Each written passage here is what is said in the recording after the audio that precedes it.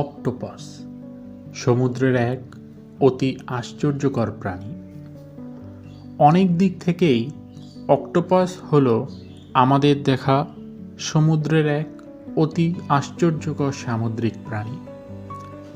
এরা সেফালোপড নামক এক বিচিত্র শ্রেণীর অন্তর্ভুক্ত, যারা অমেরুদণ্ডী প্রাণীদের মধ্যে সবচেয়ে বুদ্ধিমান এবং চটপটে।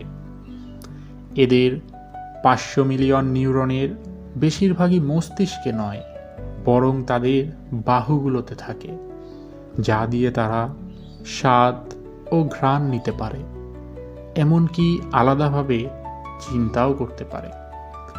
বিজ্ঞানীরা বিস্মিত যে বিবর্তনের ধারায় আমাদের থেকে এত দূরে থাকা একটি প্রাণী কিভাবে এমন জটিল বুদ্ধিমত্তা অর্জন করল।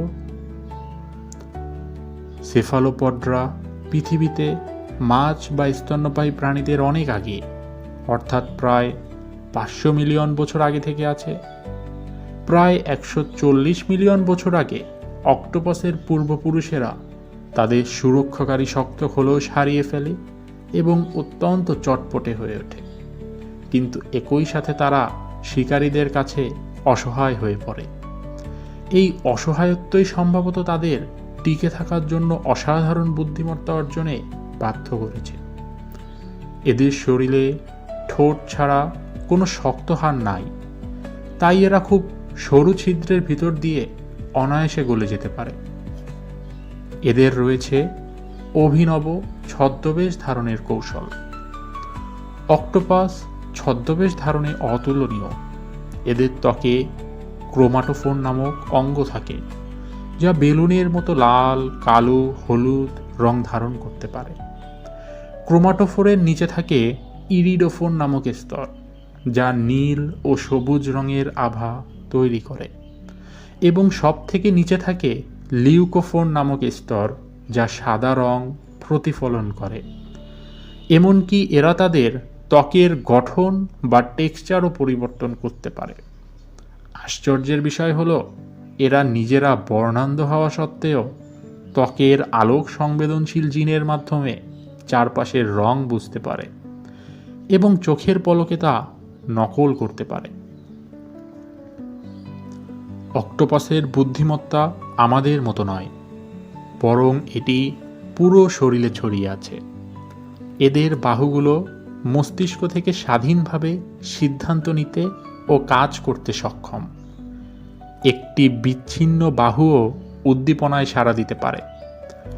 বিজ্ঞানীরা মনে করেন পৃথিবীতে বুদ্ধিবৃত্তির বিবর্তন দুবার ঘটেছে, একবার আমাদের মেরুদণ্ডী ধারায়, আরেকবার সম্পূর্ণ আলাদাভাবে সেফালোপডদের মধ্যে। গবেষণায় দেখা গেছে অক্টোপাসরা ভবিষ্যতের জন্য পরিকল্পনা করতে পারে। যেমন নারকেলের খোল ব্যবহারকারী অক্টোপাস ভবিষ্যতের সুরক্ষার জন্য নারকেলের খোল সাথে নিয়ে ঘোরে, যা উন্নত সরঞ্জাম ব্যবহারের একটি উদাহরণ। এছাড়া এরা মানুষের চেহারা আলাদাভাবে চিনতে পারে এবং একঘেয়েমি কাটাতে খেলনা দিয়ে খেলাধুলাও করে। স্তন্যপায়ী প্রাণীদের বুদ্ধি সামাজিক মেলামেশা থেকে এলেও অক্টোপাসের বুদ্ধি এসেছে শিকারী এড়ানো এবং খাবার খোঁজার কঠিন লড়াই থেকে, যাকে বলা হয় ইকোলজিক্যাল ইন্টেলিজেন্স। অক্টোপাস আমাদের মনে করিয়ে দেয় যে বুদ্ধিমত্তা কেবল এককভাবে বিকশিত হয় না। এরা ভিন গ্রহের কোনো প্রাণী নয়, বরং আমাদের এই পৃথিবীর এক দূরসম্পর্কীয় আত্মীয়, যারা প্রকৃতির এক ভিন্ন গবেষণাগারে তৈরি হয়েছে।